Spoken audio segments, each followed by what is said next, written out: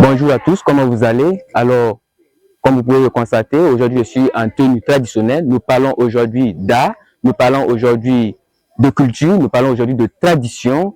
Nous ne sommes pas à une fête traditionnelle, nous ne sommes pas non plus à une intronisation de chefs coutumiers. Nous sommes ici précisément à Sabou, à la galerie d'art de Monsieur Zongo. Découvrirons ensemble ce temple du savoir qui allie tradition, coutume et culture. Alors, venez découvrir avec moi cette galerie d'art de l'association Wenmi de Sabou, où chaque être y est représenté, où chaque composant de la société, chaque composant de la nature s'y trouve. Faisons une immersion ensemble dans ce temple, dans cet espace dédié à la promotion de la coutume, dédié à la promotion de la tradition. Et depuis une décennie, ces objets d'art sont en voie de perdition. Qu'est-ce qui explique cela? Est-ce dû au prix élevé de ces objets, dû à la rareté, ou est-ce que c'est dû à leur caractère sacré? Découvrons ensemble l'origine de ces objets, la signification de ces objets. Nous y allons. Ça va,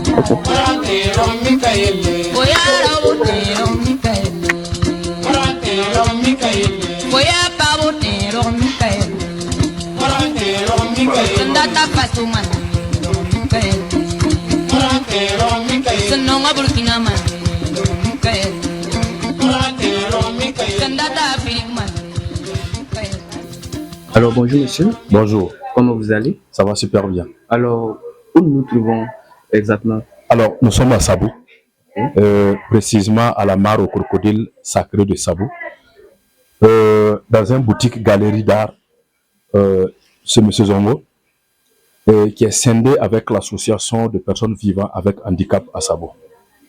Alors effectivement, nous constatons le décor, c'est orné d'objets d'art. Alors, comment est née cette initiative de créer une boutique pour faire la promotion des coutumes et des traditions? Alors, pour préciser les choses, moi je suis arrivé dans ce site-là depuis 1998, que je suis arrivé ici, étant apprenti pour apprendre l'artisanat. Parce que les gens confusent entre l'artiste et un artisan. Nous sommes des artisans, nous ne sommes pas un artiste. Parce que l'artiste, c'est celui qui produit un seul œuvre, soit il le vend ou il le donne à quelqu'un. Mais l'artisan, c'est celui qui produit plusieurs œuvres qui est destiné à la vente. Donc nous sommes dans ce domaine-là. Parce que tout ce que vous voyez ici, c'est destiné à la vente. Alors, créer la boutique, c'est d'abord faire partie de notre histoire, de mon histoire. Parce que je suis une personne qui vit avec l'handicap. Nous sommes dans la catégorie handicapé moteur. Alors, toute cette idée-là, c'est pour vraiment gagner la vie sans tendre la main à quelqu'un. Donc, du coup, depuis 1998, j'ai milité pour l'association. Et aujourd'hui, dont je vous parle, je suis le président de cette association que je dirige. Voilà. Alors, au-delà de cette quittance quotidienne, quelles sont les valeurs que vous visez à promouvoir à travers la vente et l'exposition de ces objets d'art? Alors, l'art africain, au départ, ce n'était pas fait pour la beauté. Ça a été fait pour son utilité. Donc, nous sommes restés dans cette optique-là. Mais pour concurrencer avec le monde entier, il faut que ça soit vendable. C'est-à-dire, il faut que la finition, même si ce n'est pas au top de top, on essaie que la finition soit vraiment voilà, au goût de tout le monde. Donc, du coup, en vendant les objets d'art que vous voyez, ça veut dire que c'est notre identité au fait. Voilà. Si vous voyez, vous avez des femmes en activité, vous avez des hommes en activité, ça veut dire que l'art africain, ce que vous voyez dans ces boutiques-là, c'est la représentation de la vie quotidienne des hommes et des femmes burkinabés. Voilà. Et donc, cette inspiration de concevoir des objets à l'image de ce que nous retrouvons dans la nature. On peut dire que nous ne sommes pas les créateurs. Voilà, nous ne sommes pas les créateurs. Ça, il faut le dire. Ceux qui nous ont devancés ont déjà créé. Et là, nous, voilà, on est dans le copie. Par exemple, si vous prenez le bronze, on ne reproduit pas exactement parce que chaque pièce est unique. On ne reproduit pas exactement la même chose, mais à peu près la même chose. Voilà, à peu près la même chose parce que chaque moule est cassé. Donc pour reproduire, il faut un autre moule de départ, il faut un autre modèle de départ. Voilà. Les masques aussi, c'est pareil parce qu'il n'y a rien d'identité pour dire ça, c'est ça, mais ça, à peu près, on peut retrouver, voilà. Ce qui veut dire que nous vendons des pièces où on nous fait la commande, mais on ne peut pas reproduire exactement la même chose. Alors, vous venez de dire Voilà. que vous ne pouvez pas reproduire identiquement la même chose, puisque nous constatons déjà sur les objets d'art que vous arrondissez certains angles. Est-ce pour embellir ou ça a un sens? Les mouvements d'être humain ne sont pas pareils. Voilà. C'est comme quelqu'un qui fait la danse. Si vous voyez, vous avez des danseuses, vous avez des femmes qui portent des enfants. C'est pas une photo, en fait. Voilà. Donc, on ne peut pas faire que les mouvements se ressemblent. Il faut que les mouvements soient différents pour réellement trouver que c'est une vie, au fait, que nous reproduisons. Voilà. Pas une vie qui respire, mais notre semblable, au fait. Voilà. Parce que l'art africain, c'est pas de, comment on dit ça, des fétiches que nous vendons. Non, nous ne vendons pas des fétiches. Nous vendons des représentants des trucs de décoration. Là, par exemple, il y a des gens qui nous commandent des trucs pour faire des cadeaux aux mariés, pour faire des cadeaux à des gens qui partent à la retraite, pour faire des cadeaux à ses amis. On peut personnaliser tout ce que vous voyez là, au fait. Voilà. Alors, il y a certaines personnes, parlant de fétiches, il y a certaines personnes qui ont peur de s'approprier ces objets d'art sous prétexte que bon, ce sont des objets qui proviennent d'endroits sacrés, ce sont des fétiches, ce sont des objets qui ont été baptisés, bref, qui ont un caractère sacré, quoi. Alors, la question, franchement, je pense qu'il faut sourire avant de la répondre. Vous savez pourquoi l'Africain ou le Burkinabé, en particulier que je suis ou nous sommes ou nous étions des ignorants de la culture, au fait. Vous voyez, à quelque part, les artisans, c'est des idoles, au fait, c'est des icônes. Mais ici, les artisans, c'est le moins que de rien.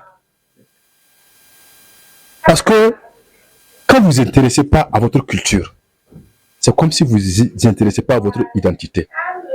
Mais ce n'est pas aussi de notre faute. Parce qu'on l'a diabolisé. C'est comme la peau noire. Alors, moi, j'ai quelque chose, souvent, que je m'interroge, que je n'ai besoin, c'est qu'on me donne la question. C'est comme quelqu'un qui se dit, je suis content ou je suis fier d'être noir. Moi, personnellement, je ne trouve pas ça sens, au fait. Pour moi, on est fier de quelque chose si on l'a choisi. On est noir, c'est tout. On est burkinabé, c'est tout.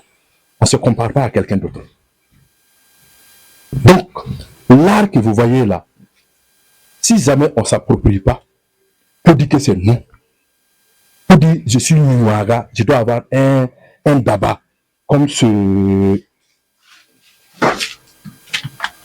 modèle-là. Mais porter d'une manière façon.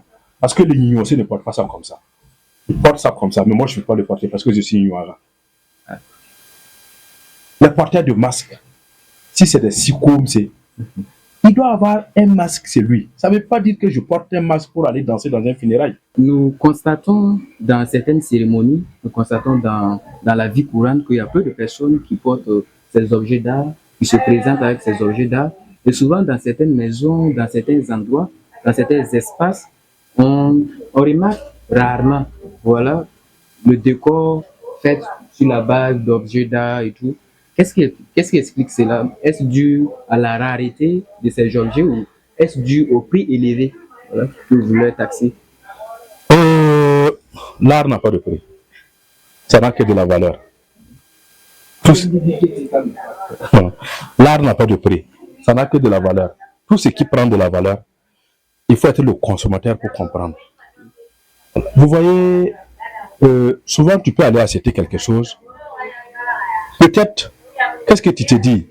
Tu te dis, j'ai rendu service à ma nation. J'ai rendu service à quelqu'un qui nourrit sa famille avec. Mais souvent, regarde un peu toutes ces consommations que nous faisons aux produits qui viennent d'ailleurs, c'est parce qu'on l'a valorisé, c'est tout. Sinon, il n'y a pas meilleur que tout ce qu'on a dans ce pays. Tout ce qu'on a en Afrique, il n'y a pas meilleur. Mais ça veut dire qu'il n'y a pas on ne l'a pas valorisé au fait. Voilà. Je ne sais pas si vous me comprenez. Donc, tant qu'on ne l'a pas valorisé, les gens, quand ils viennent dans la maison, ils voient des masques, des têtes de masques, ils voient des sapots, des saponnés comme ça. Au départ, les gens pensent que tu es quelqu'un qui aime le wak. Il est dans l'animisme. Voilà. Et pourtant, quelqu'un qu'on indexe que ce monsieur-là aime le wak, les gens ont peur de lui. Donc, si nous ne quittons pas cette ignorance-là, dans cette complexe-là, on ne va pas connaître notre identité au fait. Voilà. Par exemple, quelqu'un qui a Ouaga, comme je le disais, qui est né d'une porteur de masques, qui est Sikomse, quelqu'un qui est né de la famille Nuancée. Si jamais tu ne dis pas à tes enfants que notre famille est porteur de masques, comment l'enfant va comprendre? Et tu ne peux pas lui dire, il ne faut pas arrêter là. Merci à M. Zongo pour ce cours sur les traditions et coutumes. Ça a été vraiment enrichissant et instructif. Alors, répondons à son appel et devenons tous des VDP des coutumes et des traditions pour ensemble promouvoir la culture et préserver cet héritage que nos ancêtres nous ont légué. Merci de toujours rester connecté sur YAM TV, votre média de proximité.